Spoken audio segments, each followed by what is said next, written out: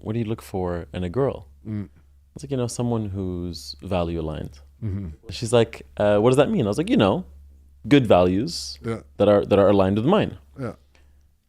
And she's like, yeah, but what are they?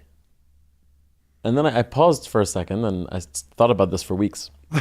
And I was like, all this time I was thinking, just be yourself and be true to your values. But I never sat down and actually tried to define who the best version of me is and who my favorite version of me is and how far I want to go with sticking to those values. Yeah.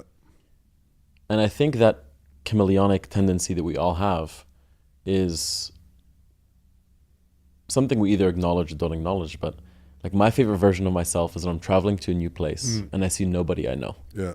I feel like that's my kindest version of self. Yeah.